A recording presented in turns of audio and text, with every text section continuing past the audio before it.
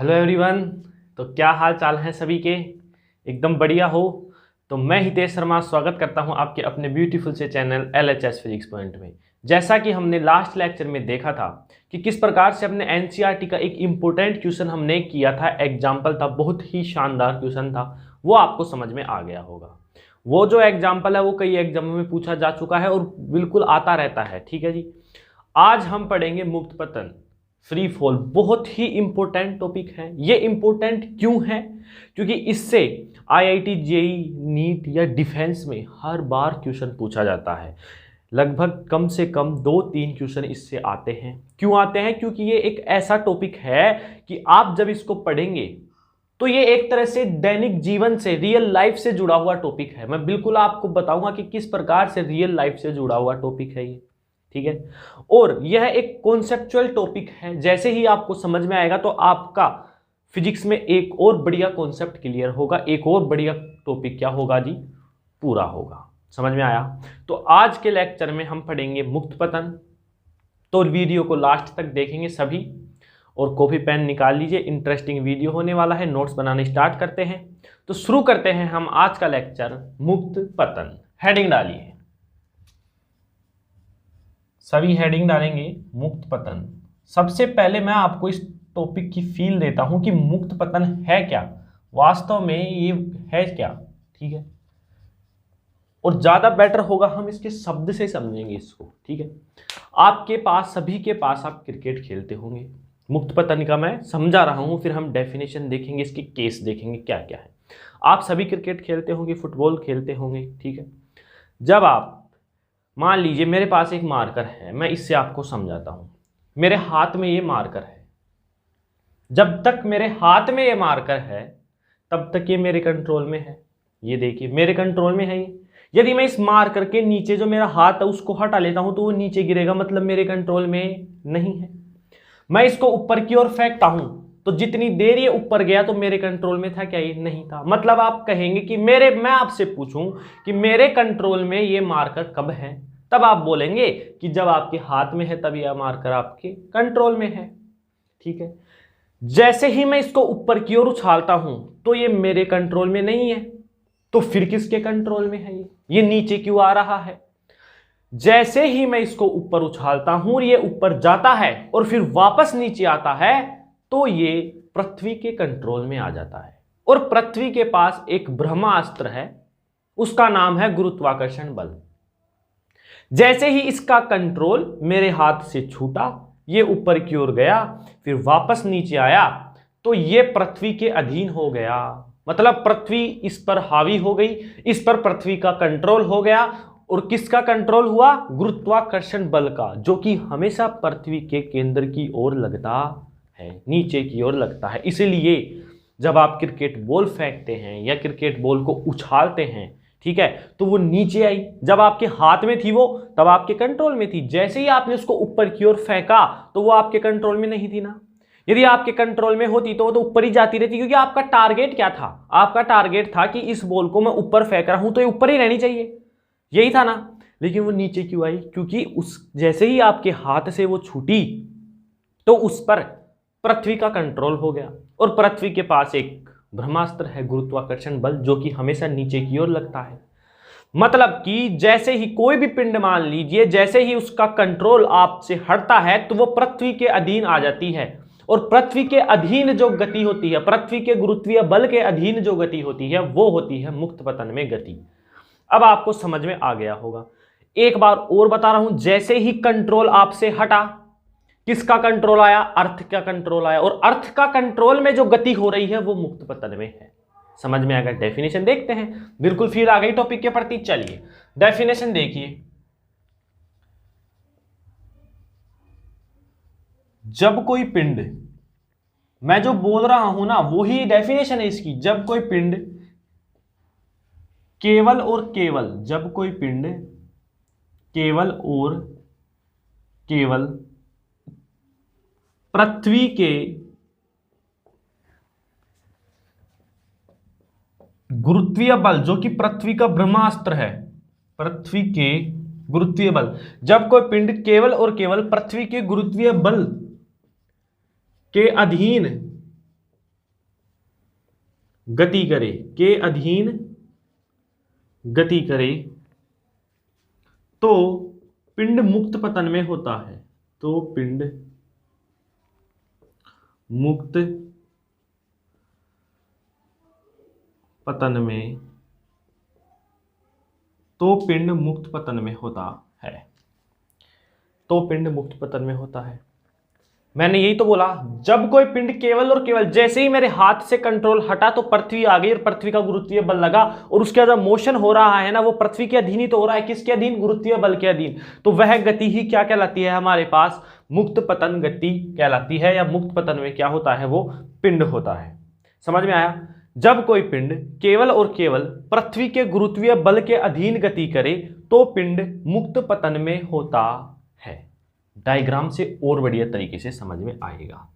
ये मेरे पास एक बॉल है, जो कि आपके पास भी होगी, आप खेलते हैं। तो ये बॉल है, ये है सरफेस है। आपका हाथ मान लीजिए, ये इस प्रकार से आपके हाथ पर क्या है? ये बॉल है। आपने इसको ऊपर की ओर फेंका, तो ऊपर की ओर फेंका तो कुछ वेग होगा। फिजिक्स में हम प्रारंभिक वेग को, यदि आपको नहीं पता है तो लिख लीजिए, प्रारंभिक वेग को u मानते हैं और अंतिम वेग को क्या मानते हैं? v मानते हैं। अंतिम वेग को क्या मानते हैं? v मानते हैं। तो प्रारंभिक वेग इसको कुछ तो देंगे ना, तभी तो ऊपर जाएगा। तो हमने इसको u वेग से क्या किया? ऊपर की ओर फेंका।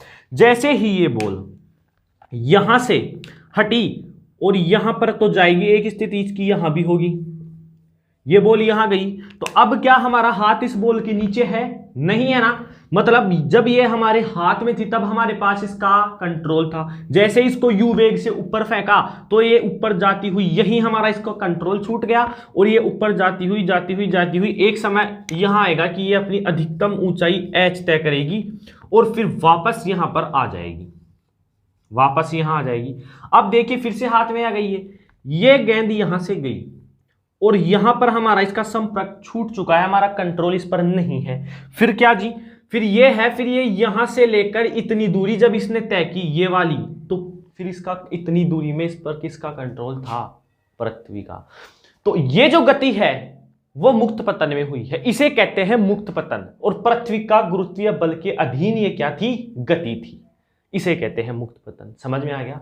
जब कोई पिंड केवल और केवल पृथ्वी के गुरुत्वीय बल, केवल और केवल पृथ्वी के गुरुत्वीय बल, ये वाली, के अधीन गति करे तो पिंड मुक्त पतन में होता है। तो ये तो थी हमारे पास मुक्त पतन की डेफिनेशन। अब देखिए, एक चीज याद रखेंगे आप, नोट में लिख लें इस बात को, बहुत ही इंपॉर्टेंट टॉपिक है, लिखेंगे आप। पृथ्वी का गुरुत्वीय त्वरण, या हम इसको दूसरी लैंग्वेज में लिखे, ऐसे लिखते हैं हम, गुरुत्वीय जो त्वरण है जिसे हम g से व्यक्त करते हैं, गुरुत्वीय त्वरण g सदैव पृथ्वी की ओर लगता है, सदैव पृथ्वी के केंद्र की ओर मान सकते हैं आप, सदैव पृथ्वी के केंद्र, या आपकी भाषा में बोलूं सदैव पृथ्वी की ओर लगता है।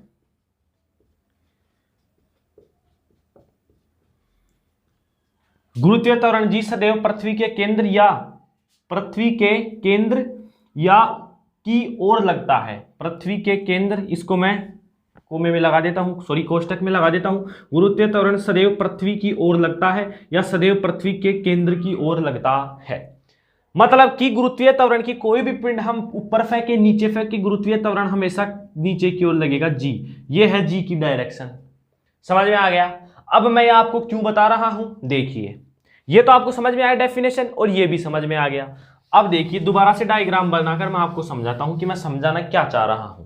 अब देखिए, पिंड ऊपर गया, नीचे आया, तो उसका कुछ त्वरण तो होगा। अब मुक्त पतन में पिंड के त्वरण को गुरुत्वीय त्वरण कहते हैं। मुक्त पतन में पिंड के त्वरण को गुरुत्वीय त्वरण कहते हैं, क्योंकि पिंड ही कहां है? पृथ्वी के अधीन है, गुरुत्वीय बल के अधीन है, तो उसका त्वरण किस में चेंज हो जाएगा? गुरुत्वीय त्वरण में। समझ में आ गया? तो ये भी लिखेंगे साथ के साथ, लिखिए, मुक्त पतन में, मुक्त पतन में पिंड का त्वरण गुरुत्वीय त्वरण कहलाता है। क्यों? क्योंकि पिंड किस बल के अधीन गति कर रहा है? गुरुत्वीय बल के अधीन। किस बल के अधीन गति कर रहा है? गुरुत्वीय बल के अधीन। मुक्त पतन में पिंड का त्वरण गुरुत्वीय त्वरण कहलाता है। गुरुत्वीय त्वरण कहलाता है। अब आपका सवाल यह होना चाहिए, जो भी स्टूडेंट फोकस से पढ़ रहे हैं, कि इसमें एक्सीलरेशन उत्पन्न कैसे हुआ। कैसे हुआ बताऊं? देखिए, हमारे पास बॉल थी आपके हाथ में। जैसे ही आपके हाथ से आपने यू वेग से इसको फेंका तो किसके अधीन हो गई? पृथ्वी के गुरुत्वीय बल के अधीन हो गई, अर्थात मुक्त पतन में हो गई। तो ये एक निश्चित दूरी तय करके वापस नीचे क्यों आई, कोई बता सकता है? जब ये ऊपर गई तो गुरुत्वीय त्वरण हमेशा नीचे की ओर लगता है और पिंड जा रहा है इसके विरुद्ध ऊपर की ओर, तो इसका वेग कम हो गया, बढ़ेगा। बताइए, यू वेग दिया हूं मान लीजिए 5 मीटर प्रति सेकंड, गुरुत्वीय त्वरण नीचे की ओर है। मान लीजिए कि आप, कोई ट्रक आ रहा है आपके सामने और आप अपनी साइकिल लेकर जा रहे हैं, तो जैसे ही आप टकराएंगे तो आपका वेग बढ़ेगा? बताइए, बढ़ेगा ही नहीं, बिल्कुल जीरो ही हो जाएगा। समझ में आया? यही कारण है कि जी तो नीचे की ओर है, हमारा पिंड ऊपर की ओर जा रहा है, मतलब कि पिंड का वेग कम होता होता होता होता इस पर v इज इक्वल टू कितना हो जाएगा? जीरो हो जाएगा। फिर वापस से जब पिंड आएगा नीचे तो गुरुत्वीय बल की ओर हो जाएगी उसकी दिशा, यहां वेग बढ़ जाएगा। मतलब वेग में परिवर्तन हो रहा है, यहां अधिक, फिर जीरो, फिर अधिक। मतलब वेग में परिवर्तन की दर ही क्या कहलाती है? त्वरण। इसलिए जो मुक्त पतन में जो पिंड का त्वरण उत्पन्न हुआ है वो कौन सा त्वरण है? गुरुत्वीय त्वरण। क्यों? क्योंकि पिंड किस बल के अधीन गति कर रहा है? गुरुत्वीय बल के अधीन। ठीक है जी, समझ में आ गया। एक बात और बताऊं मैं, जब भी पिंड ऊपर की ओर गति करेगा तो इसका जो त्वरण है वो a इक्वल टू कितना हो जाएगा? माइनस का जी, क्योंकि हमें पता है मुक्त पतन में पिंड का त्वरण गुरुत्वीय त्वरण g से दर्शाएंगे। समझ में आ गया? तो a बराबर माइनस जी। क्यों या? क्योंकि इसकी जो डायरेक्शन है वो g के अपोजिट है। यदि पिंड नीचे की ओर आ रहा है तो a का मान कितना हो जाएगा? पॉजिटिव g हो जाएगा। समझ में आएगा? क्योंकि इसकी डायरेक्शन g की तरफ है। तो ये तो थी हमारे पास बेसिक सी चीजें। मुक्त पतन की डेफिनेशन समझ में आ गई। जब कोई पिंड केवल और केवल पृथ्वी के गुरुत्वीय बल के अधीन गति करता है, मैंने डायग्राम से, एग्जाम्पल से, मार्कर से सबको समझा दिया, सबसे बढ़िया तरीके से आपको समझा दिया है। ठीक है, मुक्त पतन में पिंड का त्वरण उत्पन्न क्यों हुआ ये भी बताया। उसे क्या कहेंगे? गुरुत्वीय त्वरण। गुरुत्वीय त्वरण की डायरेक्शन बताई, सदैव नीचे की ओर। पिंड जब ऊपर जाएगा तो नेगेटिव होगा, नीचे आएगा तो पॉजिटिव होगा। तो ये तो था मुक्त पतन।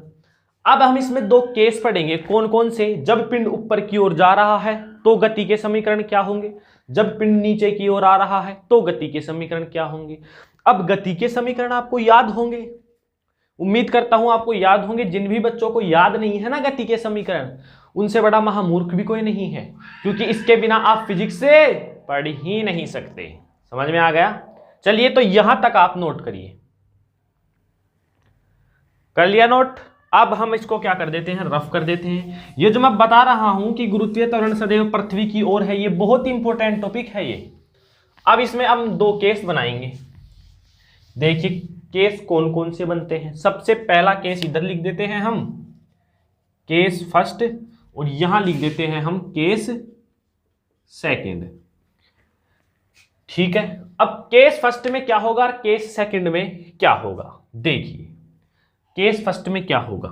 जब हमारे पास ये कोई पिंड है, बॉल मान लीजिए, सबसे बेस्ट उदाहरण है, यहां पर सरफेस पे है। जैसे ही हमने इसको ऊपर की ओर फेंका, कौन से वेग से बताइए?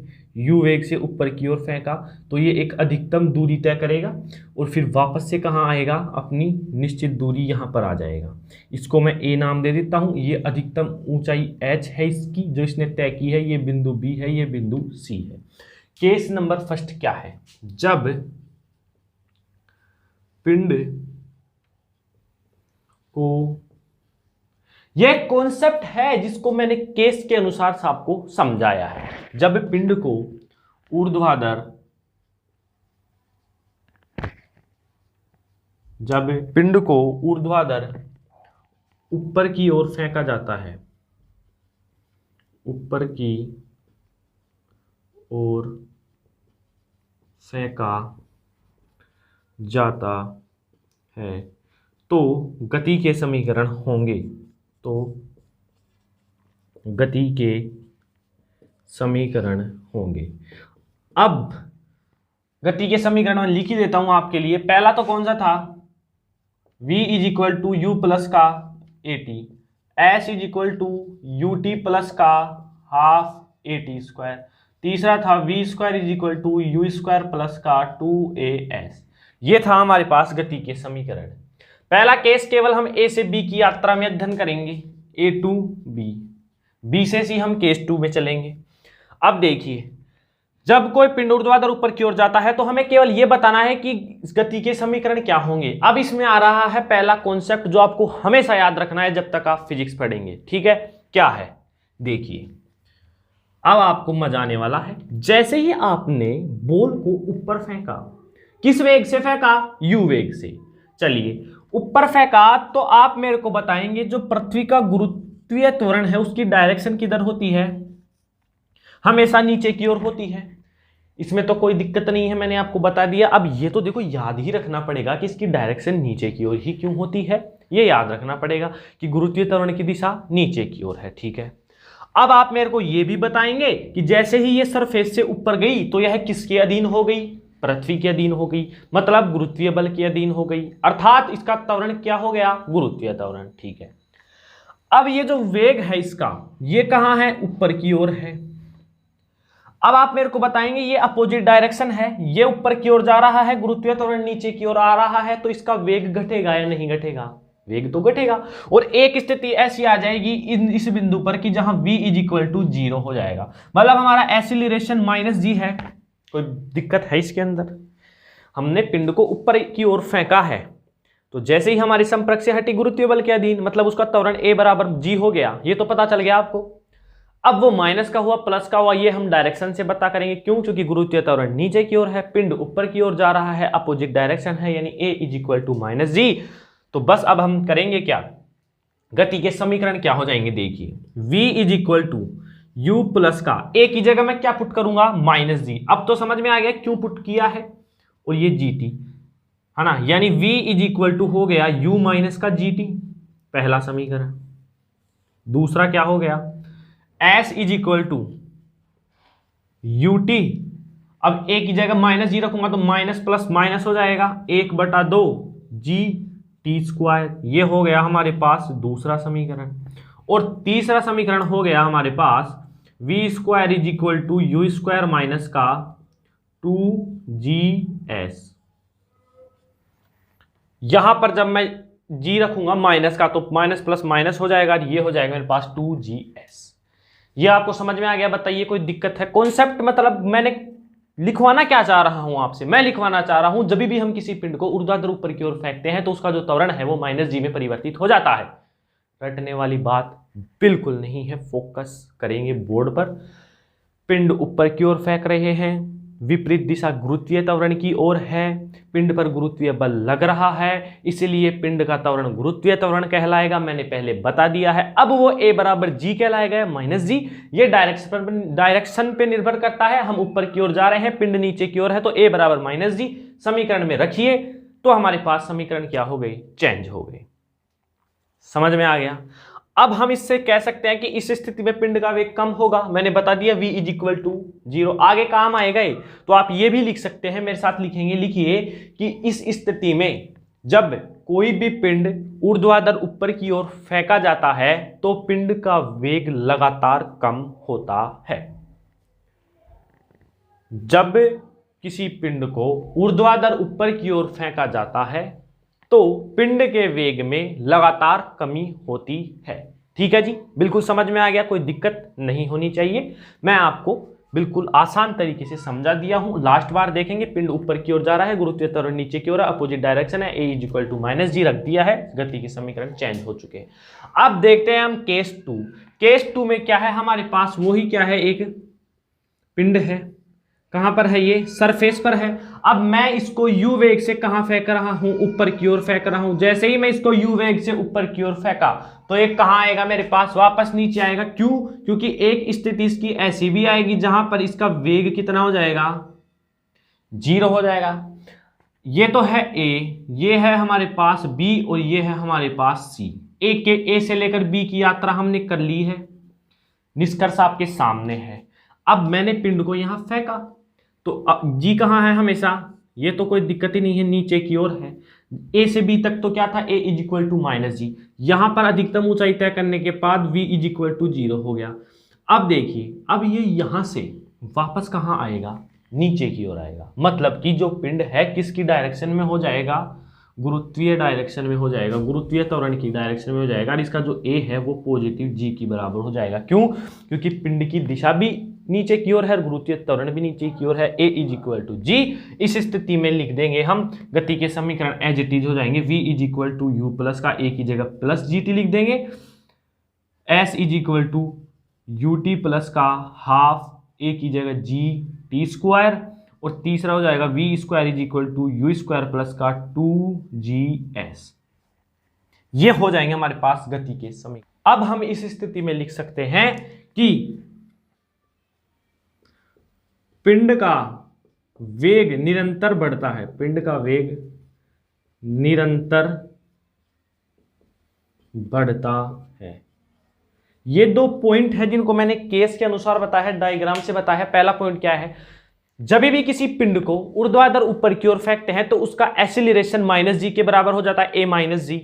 अब जी क्यों आ, क्योंकि पृथ्वी किस बल के अधीन है, गुरुत्वीय बल के अधीन। पृथ्वी का त्वरण गुरुत्वीय त्वरण के बराबर हो जाएगा। समझ में आ गया?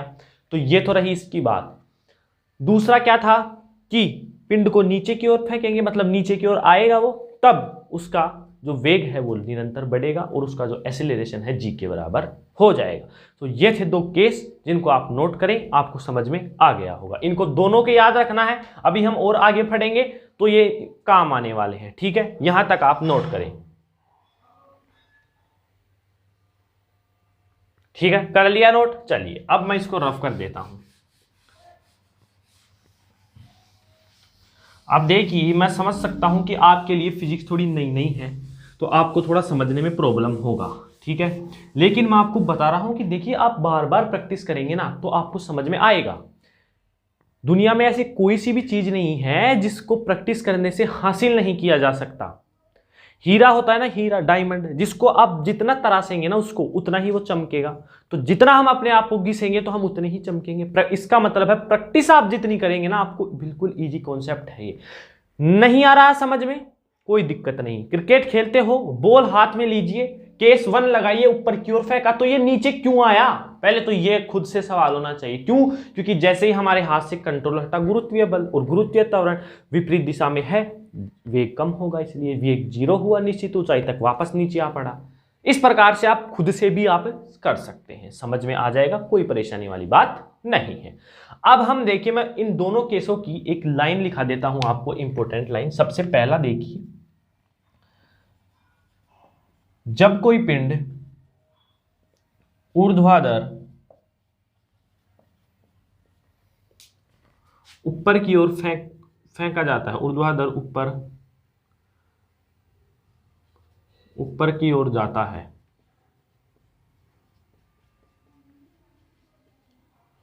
तो उसकी दिशा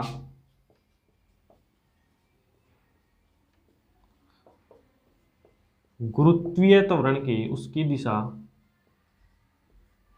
गुरुत्वीय त्वरण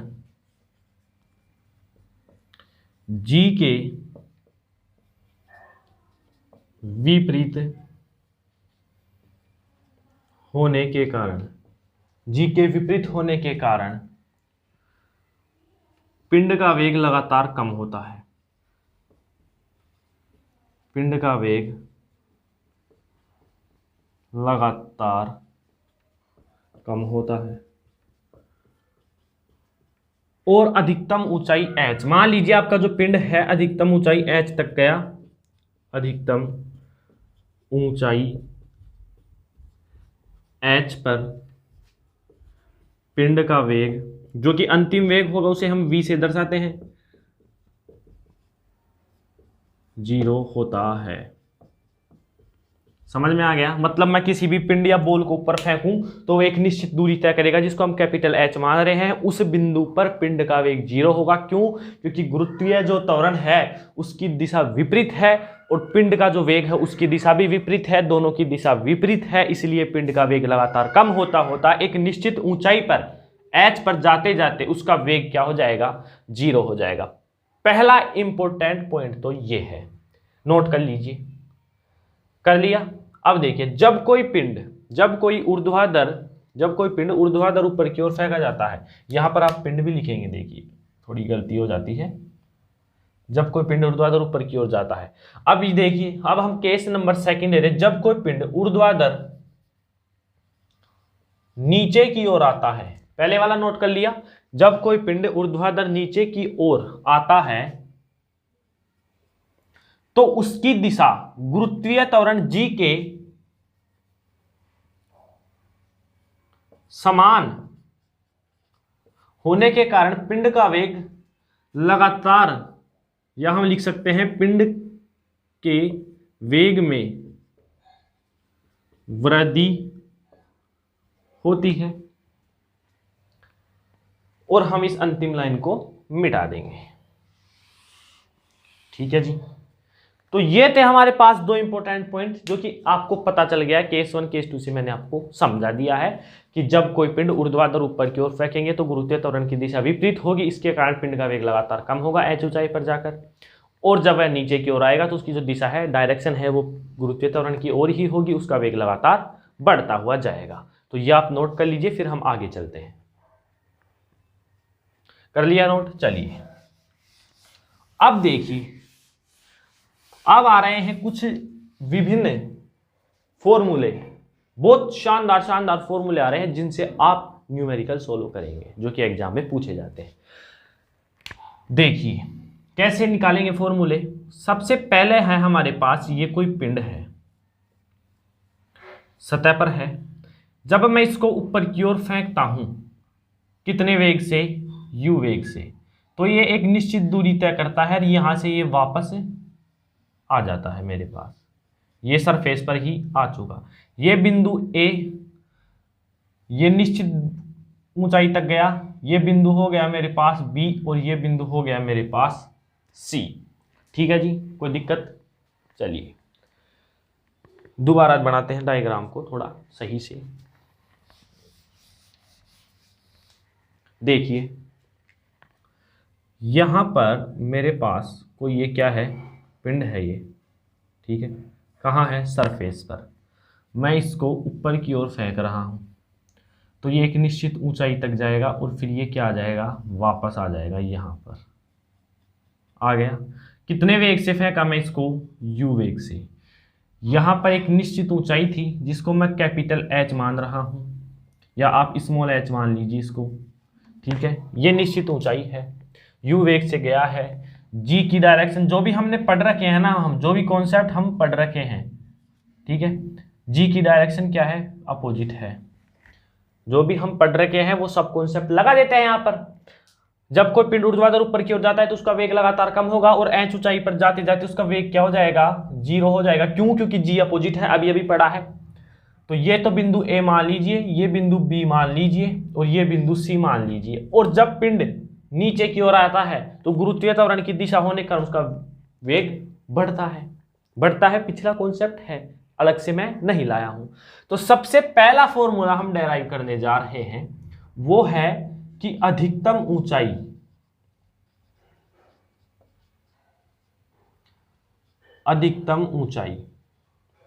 क्या है? Small h।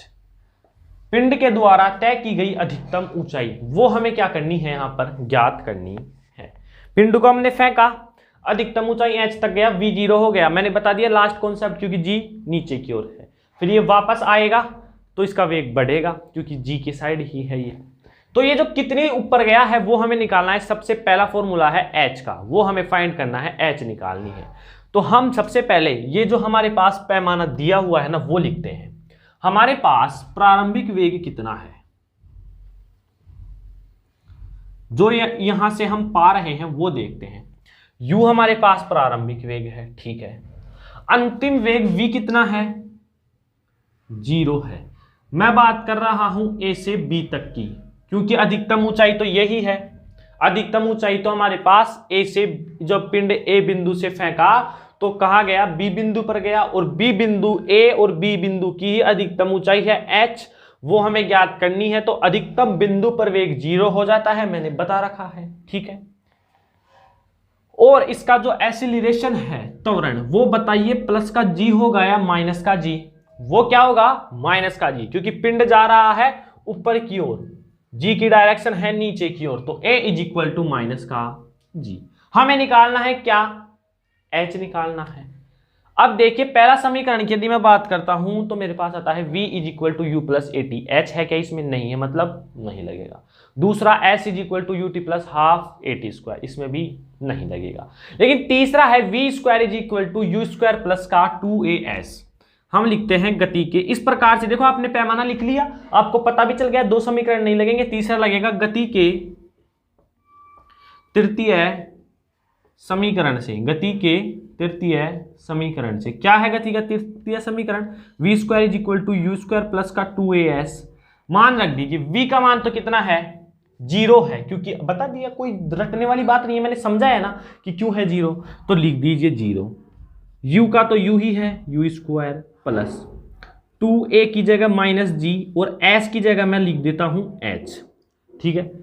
अब आप बोलेंगे कि सर एक ये भी तो था ut plus half a t square, इसमें t नहीं था इसलिए ये नहीं लगा है, पहले में h नहीं था वो नहीं लगा, इसलिए तीसरा लगा है। ये भी आपको कंफ्यूजन दूर कर दिया। ये 0 है, u को इधर लाऊंगा तो माइनस का u स्क्वायर, ये माइनस चिन्ह बाहर आएगा तो माइनस का 2gh, माइनस से माइनस क्या हो गया हमारे पास? Cancel out. यहां से h की वैल्यू आ जाएगी u स्क्वायर अपॉन का 2g। Very very very important ये क्या है? फॉर्मूला है। अधिकतम ऊंचाई बहुत बार पूछा जाता है एग्जाम में। h is equal to u square upon का 2g, h is equal to u square upon का 2g। बिल्कुल कॉन्सेप्चुअल चीजें हैं, मैंने आपको बता रखा है। पिंड को ऊपर फेंकेंगे, वेग कम क्यों होगा, गुरुत्वीय त्वरण नीचे क्यों लगेगा, और एक निश्चित ऊंचाई h पर जाकर उसका वेग 0 हो जाएगा, वो h हमें निकालना था। इसके लिए प्रारंभिक वेग u v0 a माइनस जी क्यों आया ये भी बता है, 2 समीकरण क्यों नहीं लगाई ये भी मैंने आपको बता दिया है। तो ये था हमारे पास अधिकतम ऊंचाई, पहला फॉर्मूला हमारे पास आ चुका है अधिकतम ऊंचाई का, ठीक है जी। अब अधिकतम ऊंचाई आपको समझ में आ गई है, यहां तक आप नोट कर लीजिए, यहां तक आप नोट कर लीजिए। कर लिया नोट? मिटाएं? चलिए, तो ये तो था हमारे पास अधिकतम ऊंचाई। हमने मुक्त पतन देखा, मुक्त पतन को समझा डायग्राम से, ठीक है। फिर उसके बाद हमने उसके केस देखे और केस से कॉन्सेप्ट निकाला, और वो कॉन्सेप्ट पहली बार आपने कहाँ लगाया? एच निकालने में। अब दूसरी बार कहाँ लगाएंगे? देखिए, अब आता है एक और इसमें इंपॉर्टेंट, उड्डयन काल, जो कि एग्जाम में पूछा जाता है। ये क्यों है इंपॉर्टेंट टॉपिक? देखो आप एनसीईआरटी की जब बुक खोलेंगे ना तो उसमें छोटा सा है, इनके केवल शब्द ही दे रखे हैं, लेकिन आप आईआईटी जेईई नीट में जाएंगे तो भरमार है इनमें, इन टॉपिकों के क्वेश्चंस की। उड्डयन काल क्या है? मैं सबसे पहले डेफिनेशन लिखा देता हूं, फिर समझाता हूं। जब कोई पिंड,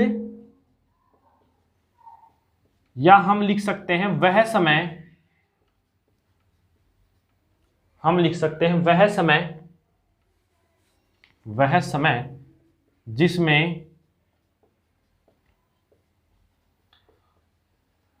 कोई पिंड हवा में रहता है।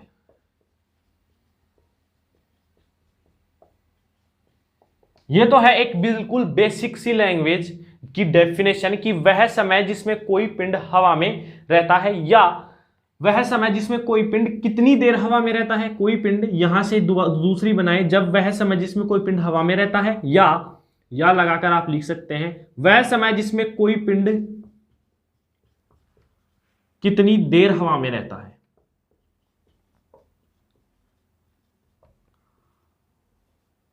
कितनी देर हवा में रहता है।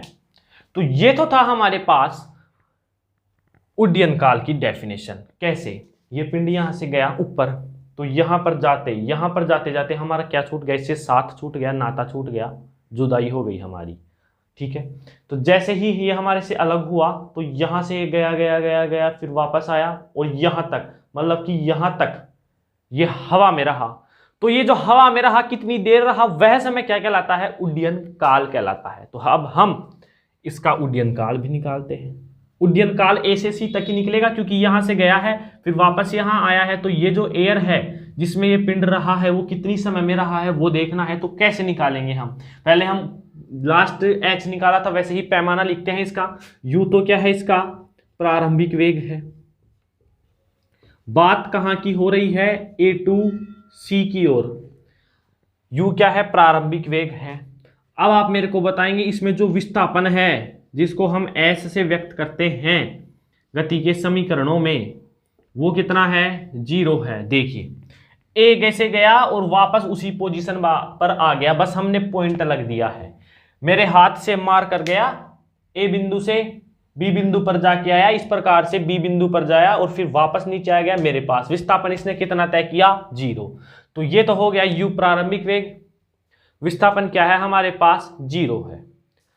अब एक्सीलरेशन की यदि मैं बात करूं ए, तो ए कितना हो जाएगा मेरे पास, -g। अब a -g कैसे होगा, देखिए यहां से a से b तक गया, a से b तक गया तो था हमारे पास माइनस का g, और b से c तक आया तो हमारे पास प्लस का g।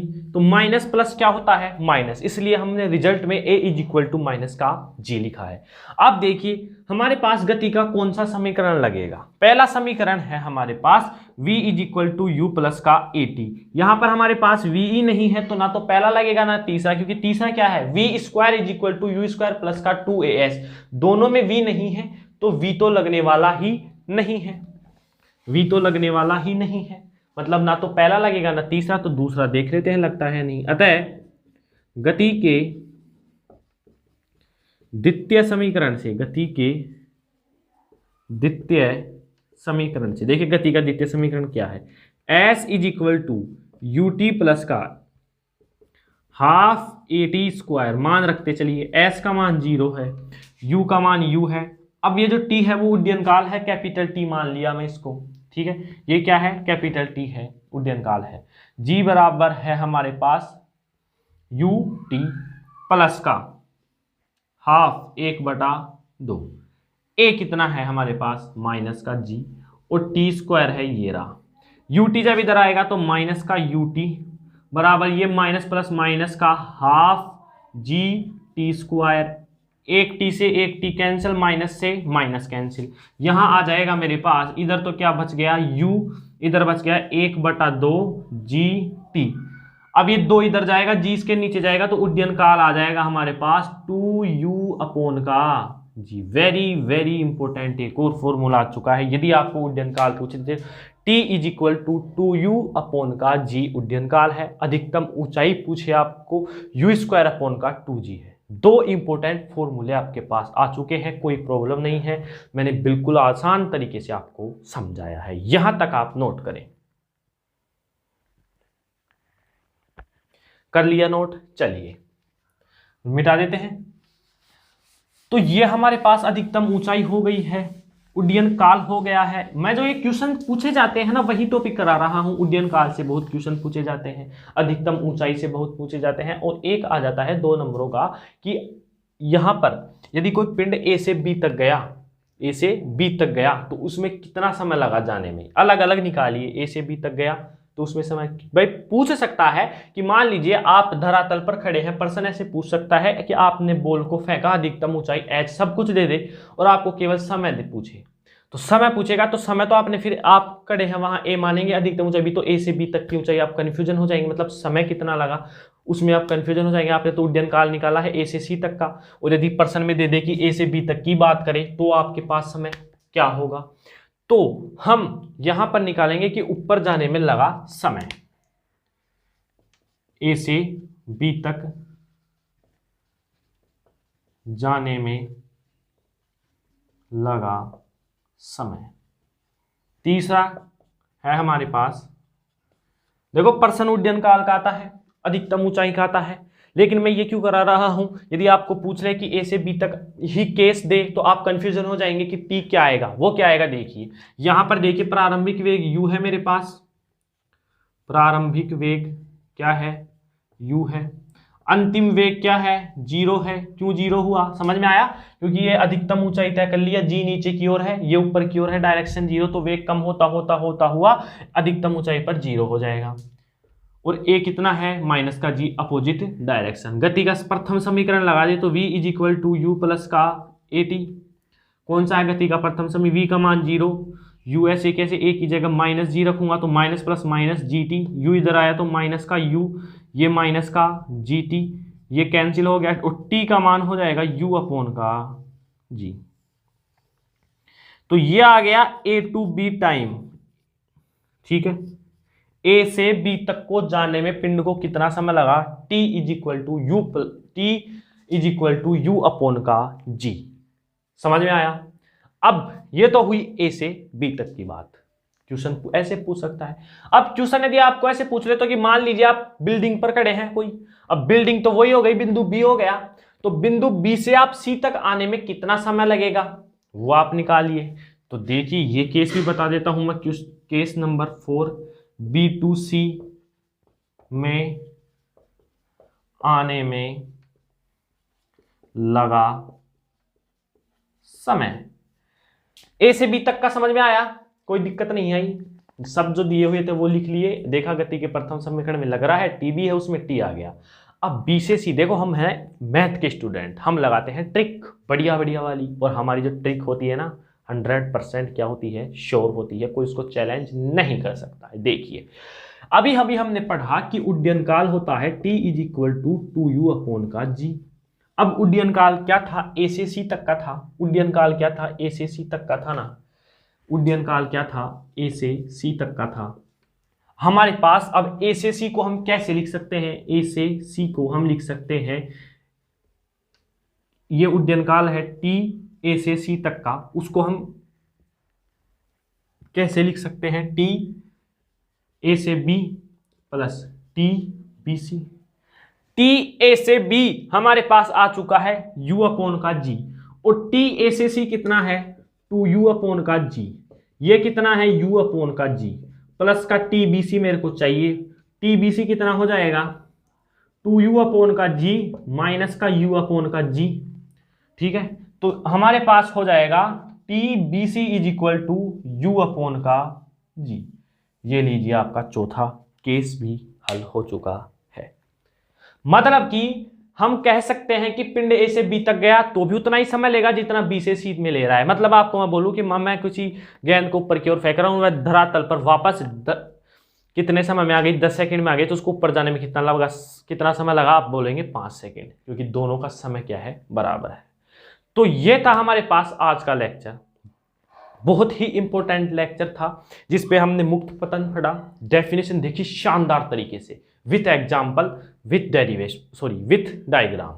समझ में आया, डायग्राम से समझा, किस प्रकार से डेफिनेशन को समझी, बहुत ही बढ़िया तरीके से कॉन्सेप्ट बताए मैंने केस के द्वारा, और उन कॉन्सेप्टों को लगाया अधिकतम ऊंचाई निकालने में, उड्डयन काल में, जो कि वेरी वेरी इंपॉर्टेंट है। फॉर्मूले डायरेक्ट याद रखेंगे, आधी दूरी तय करने में, फिर आधी दूरी तय करने में। तो ये था हम आज का टॉपिक मुक्त पतन। अब इससे बेस्ड क्वेश्चन जो कि डिफेंस में पूछे जा सकते हैं, आईआईटी में पूछे जाते हैं, नीट में पूछे जाते हैं, वो भी हम करेंगे। तो ये तो था आपका लेक्चर, जो कि आपको आज इसकी प्रैक्टिस करनी है, समझना है, ठीक है। फिर भी कोई प्रॉब्लम आ जाए तो कमेंट बॉक्स में कमेंट जरूर करें, ठीक है। और यदि आपको लेक्चर समझ में आ रहा है तो प्लीज ऐसे जरूर लिखें कि ओके है, सब कुछ क्या है, बढ़िया है, ठीक है। तो मिलते हैं एक नए लेक्चर के साथ, नए जोश के साथ। तब तक के लिए आप पढ़ाई करते रहें। All the very very best.